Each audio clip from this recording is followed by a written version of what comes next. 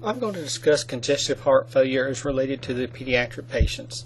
This is part of Nursing 203 Module A. So let's begin to look at it. What is congestive heart failure? By definition, congestive heart failure is the inability of the cardiovascular system to provide adequate cardiac output to meet the metabolic demands of the body. Basically said, the heart pump is failing. The heart is not able to provide the transport, the mechanical energy to move the fluids throughout the system to transport oxygen and glucose to the area so the cells can function. When we talk about heart failure, that's exactly what it is. The heart as a pump is failing. The most severe form of congestive heart failure is called cardiogenic shock. We're going to look more at the pediatric patient, although the similarities are very much from adult to children. When we look at the etiologies for children and adults, it's a little different as we look at that. The exact incidence of congestive heart failure in the child is really unknown. What we do know that the majority of children who present with congestive heart failure typically have some sort of congenital heart defect as part of the problem. Now, older children tend to have congestive heart failure related to acquired heart disease. Things such as rheumatic fever is probably one of the biggest things that we see, but typically our congenital heart defects are the leading cause of CHF in infants. Now remember, when we look at adults, the etiology of adults typically is related to valve defects. It may be related to heart attacks where there's dead muscle, those type of things. So you can see the big difference there. As you look at the slide, I know it looks a little busy, but it really goes back into the heart of things. Remember we talked about preload, afterload, and contractility. Well, all of those play into congestive heart failure. Typically what we see is with congestive heart failure patients, we're actually going to have an increased preload. We see a lot of fluid building up and the heart's not able to pump it out. We may see increased afterload as well as we see an increase in systemic vascular resistance or an increase in peripheral vascular or pulmonary vascular resistance. We can see decreased contractility as with myocarditis and cardiomyopathy type issues. Whatever, there's an increased filling type pressures that are going on, and we see increased ventricular dilatation, a decreased contractility, and a decrease in cardiac output. This decrease in cardiac output causes pulmonary venous congestion, systemic venous congestion, and a decrease in systemic perfusion. When we see an increase in pulmonary venous congestion, what we see is basically fluid beginning to leak out into the systems, and we see pulmonary edema. We see increased heart work of breathing, and we see the RAWs part of that. So we see all of that. With systemic venous congestion, we begin to see hepatomegaly, the fluid building up into the liver, causing it to enlarge. In our adolescent population, we may see some jugular venous distension. Typically, we'll not see that in children less than 10 years of age. We definitely won't see it in our infant population because their necks are so short that we really can't get a look at that jugular vein. We may or may not see peripheral edema, dependent edema. Again, it's depending on the activity of the child. Because of the decrease in systemic perfusion, especially in children, because we're not getting the nutrition, the oxygen out to those levels, we're going to see a failure to thrive, a growth retardation in these children as a probable problem with this congestive heart failure. So we really have to make corrections when we start looking at correcting congestive heart failure. We have to decrease that afterload. We've got to decrease that preload. By decreasing that preload, we may have to repair the shunt. We may have to decrease the amount of fluids, and then we need to increase the contractility of the heart as part of that congestive heart failure process. Here are some of the clinical manifestations that you may see. I kind of broke just down a few of them into right and left. Right is systemic venous congestion. So we're going to see JVD, hepatomegaly, peripheral edema. The left side, we're going to see pulmonary venous congestion, because with the right side of the heart not working, fluid is going to build up into the systemic, because remember, blood coming into the right side of the heart is coming in from the body itself, coming from the peripheral systems. So we're going to see back up into that systemic area. So we're going to see the JVD, see the hepatomegaly. We may see dependent edema, peripheral type edemas in these children. If we're looking at left-sided heart failure, remember, blood coming into the left side of the heart is coming in from the pulmonary vasculature. So if we're not pumping the blood out, then that is backing up into the pulmonary system. So if we see that back up into the pulmonary system, we're going to see tachypnea, increasing the breathing rate. We may hear crackles, ralls, and we may see feeding difficulties in these children, because now they're having to work hard at breathing, so it makes it difficult for them to feed. In your Potter book, chapter 25, box 23.5, here are some of the clinical manifestations of congestive heart failure. As you see, there's some differences in the newborn or infants versus the children and adolescents. You will see that basically in the children and adolescents is where you begin to see the JVD. You may see poor weight gain in these children, decreases in urine output, decreases in exercise tolerance. The infant, again, you're going to basically, you may see some diaphoresis, may have mottled extremities. You may have that failure to thrive or poor weight gain. These children may also be restless. You may notice retractions as they're having to work hard at breathing. And again, that hepatomegaly may be a sign that we're seeing. Again, we're always listening to those lungs. We may be able to hear the ralls or rhonchi as part of that entire process. So, as I talked about earlier, when we're talking about treatment of congestive heart failure in our pediatric population, we have to look at several things. We need to look at reducing that volume overload. We need to look at increasing the contractility of the heart. We need to decrease that afterload or decrease that pulmonary or systemic vascular resistance. And we need to pay attention to the nutrition. Again, remember, these children are burning a lot of calories with the increased workload of breathing, especially if we're looking at left-sided heart failure. So we need to look at their nutrition as part of that whole treatment process. Now, when we begin to look at reducing volume overload or preload in these patients, we can do this by a couple of means. We can do it by using diuretics or by doing fluid restrictions. You have to be careful in treating our pediatric population when we start talking about fluid restrictions.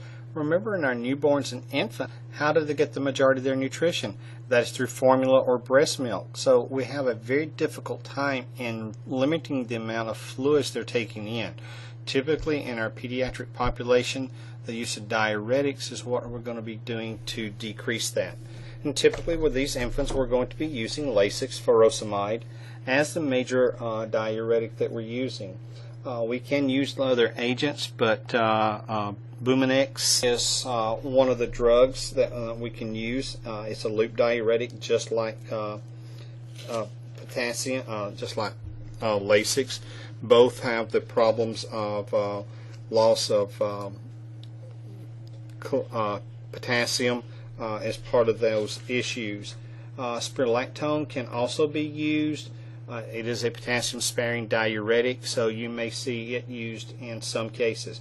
Got to go very careful, though, and not get these children too dry as we're doing this whole process. So it's a very, very tight, very tedious task in measuring their intake and output. But again, with congestive heart failure, the big thing. One thing that I didn't say, and as we look at these children with congestive heart failure, if they have a congenital heart defect, if at all possible, we want to fix that congenital heart defect if we fix that defect, many times we will correct the congestive heart failure. But a lot of this is to maintain that child till we can get them to the OR to get that taken care of. Again, we talked about one of the pillars in treatment of congestive heart failure is increasing the contractility of the heart. And that can be done by giving positive inotropes or positive inotropic medications. The major ones your book talk about are digoxin, the sympathomimetics, and the phosphodiesterase inhibitors. You're pretty familiar with digoxin. Digoxin basically is a positive inotrope and increases the contractility of the heart. Remember, also by it increasing the contractility of the heart, it also increases the oxygen demand of the heart. So be very careful in giving that. Your book has a teaching block on page 858 that talks about giving digoxin to children. I would highly suggest that you take a look at that and make sure you understand how to give digoxin to these children. Also on page 859, going through pages 860, is a very good table on looking at all the drugs that we're talking about in a treatment of congestive heart failure for these children. So as we look at increasing contractility, we've looked at digoxin. Again, there's a couple of things. We talked about the family teaching plan on digoxin. And then on page 861 is a table at setting up the digitalization process of these children on digoxin. So we've talked about the cardiac glycosides, which is digoxin. The sympathomimetics are typically dopamine, dobutamine, and epinephrine. Those are the ones that are used to treat a congestive heart failure. Dopamine typically increases the cardiac output, it increases renal blood flow, and increases the blood pressure. It does raise the heart rate somewhat and does increase the systemic vascular resistance. But that increase in systemic vascular resistance typically only comes in higher dosages of that medication. It can cause tachycardia and arrhythmias, and of course that the IV infiltrates, it can cause necrosis of the tissue. And we'll talk a little bit about that more as we get into the semester talking about these medications. Dobutamine is probably the better choice of these medications. It increases cardiac output, it increases the blood pressure, has minimal effects on increasing the heart rate, and it actually will decrease the systemic vascular resistance on these children. So dobutamine is actually a better process in doing that. Epinephrine is another one of the drugs, but remember the epinephrine, even though it's going to increase the cardiac output, increase the blood pressure, it's going to decrease renal blood flow, which we don't need. We need these kidneys to be working to pull this fluid off, and that's the whole purpose of getting this blood flow going again. It also increases the systemic vascular resistance, which makes it harder for the heart to pump against those areas. So not a good drug to use in these situations, but it is something that can be used.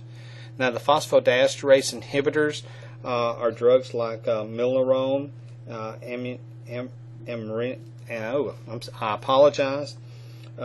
amrinomone, which are both very good in increasing the cardiac output, decreasing the afterload, decreasing the cardiac workload, and decreasing filling pressures. So it works very well in multiple type processes.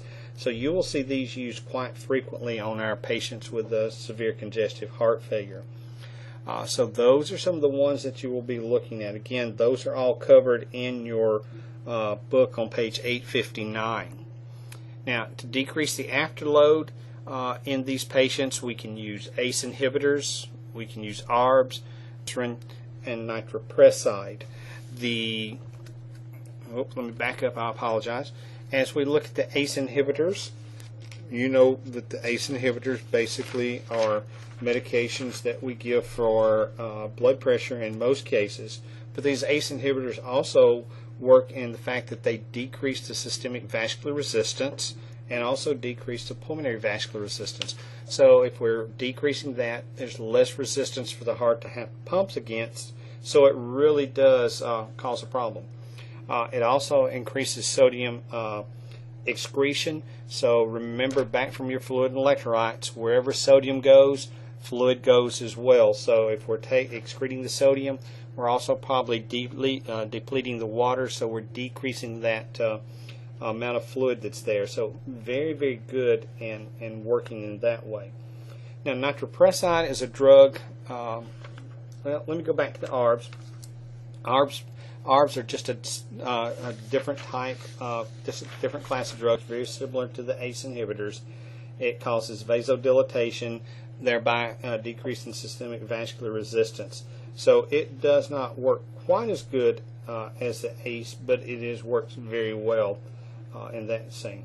Now, the nitrates, the nitroglycerin, the nitroprussides are drugs that you may see used. The nitroprusside is basically, it causes direct arterial and venous dilatation. It decreases the systemic vascular resistance, thereby decreasing afterload. It also causes some increase in cardiac output. Be very careful if you see a patient that's on nitroprusside. You have to monitor the thiocyanate levels, because this can cause, if the patient is on this for long periods of time, nitroprusside can cause cyanide toxicity. Also be aware that nitroprusside has to be covered with an aluminum foil type bag. It is very light sensitive, and so it must always be covered with some sort of aluminum foil type bag when it's hanging. Nitroglycerin is another drug that you see used. It causes direct arterial dilatation, thereby decreasing systemic vascular resistance, which decreases the afterload. And by decreasing those, we can see an increase in the cardiac output. Remember, with nitroglycerin, it needs to go into a glass bottle. It cannot go in the normal polyvinyl chloride type bottles. So if you have nitroglycerin hanging, it must go in a glass bottle. So those are some of the drugs that we're going to see as we treat this congestive heart failure. All of these are designed to help that heart function more effectively, either by getting rid of some of the fluids, so to decrease the preload, by increasing the contractility so that we can again return circulation to the rest of the body, or by decreasing the vascular resistance so there is less force the heart has to pump again. All of those work together in improving that congestive heart failure. You'll see the same type scenarios used with adults, just in larger doses of the medications. Now, one of the big things your book talks about nutrition in these children. Nutrition is very, very important as we begin to look at these children and taking care of them as we're providing care for them, especially if they are in congestive heart failure. Let me get to the right page in my book here. Table 25.5 actually gives you a breakdown of the caloric demand needs of the children. A 1 to 2 year old needs 90 to 100 calories per kilogram per 24-hour period, and it kind of changes as it goes along. So very, very important that we're meeting those type of things. There is an increased demand for calories as these children are having to work harder for breathing, so breathing requires energy, so we need to meet those demands.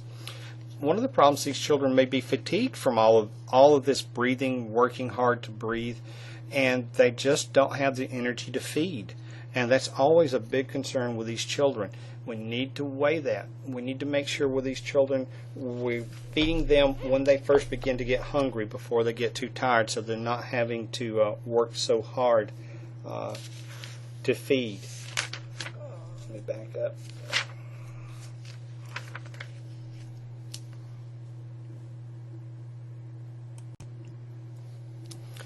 We're talking about feeding. I apologize, I had to break away for a moment. We're talking about feeding these children. The fatigue can play a big role.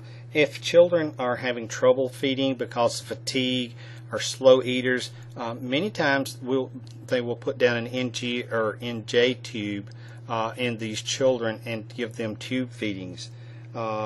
very important that we monitor these children. Again, remember that with an NJ tube, a nasojejunal tube, never do bolus feedings. The jejunum does not have the capacity for those bolus type feedings as does the stomach. So if it's an NJ tube, it must have small continual feedings for these children, which actually is better in the long run. If you do a bolus, you're increasing the size of the stomach, which makes the breathing harder. So an NJ tube tends to work better. If you're going to do an NG10 tube, again, smaller, slower, continuous feedings is probably going to be better for that. Typically 27 to 30 calories per ounce in the fluids is a maximal amount. If we're looking at concentrating the formulas on these children, that's one thing we can do, and we talked about fluid restrictions as part of it. We can actually concentrate the formulas. But if we're going to concentrate the formula or fortify the breast milk, it needs to be done slowly. If we increase the osmotic capacity of these formulas or the breast milk too rapidly, these children can get osmotic diarrhea, and we really don't need that. We don't need them losing any more nutrition, or so that's gradually built up. Typically no more than 30 calories per ounce in any of these formulas that they're giving.